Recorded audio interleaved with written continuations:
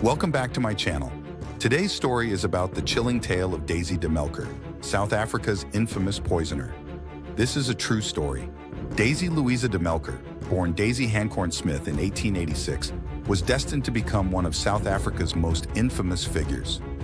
Known as a devoted nurse and loving wife on the surface, her true nature was revealed through a series of suspicious deaths that shocked a nation.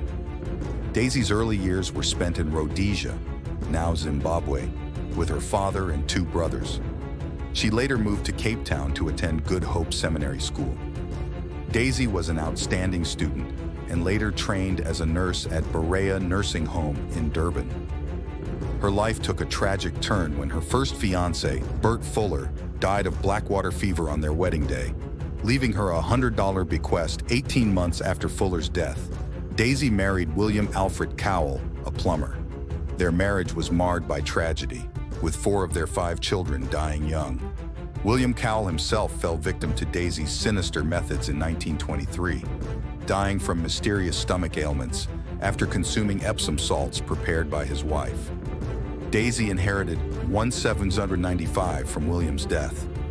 3 years later, Daisy married another plumber, Robert Sproat. He too suffered severe stomach cramps and died in 1927, leaving Daisy with $4,560 from his pension fund and insurance.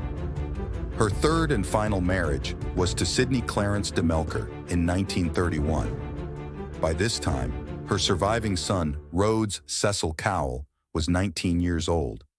Daisy's relationship with Rhodes became strained, leading her to poison him with arsenic in 1932. This act, motivated by a combination of financial strain and possibly blackmail from Rhodes, sealed her fate. The deaths of her husbands and son eventually drew suspicion. The bodies were exhumed, revealing traces of strychnine and arsenic. A breakthrough came when a pharmacist identified Daisy purchasing arsenic under a false name. The prosecution used this evidence to convict Daisy. During the trial, Daisy maintained her innocence, but the overwhelming evidence led to her conviction for the murder of her son. She was acquitted of her husband's murders due to lack of direct evidence, but was sentenced to death for the killing of Rhodes. On December 30th, 1932, Daisy de Melker was hanged, becoming South Africa's first documented female serial killer. Her husband, Sidney de Melker, remained convinced of her innocence until the end, laying white violets on her coffin. Daisy de Melker's story remains a chilling reminder of how a seemingly ordinary life can harbor the darkest secrets. Her legacy endures in South African folklore, with tales of her ghost and her name becoming synonymous with treachery and murder. This narrative, filled with intrigue and suspense, provides a gripping account of one of South Africa's most notorious criminal cases.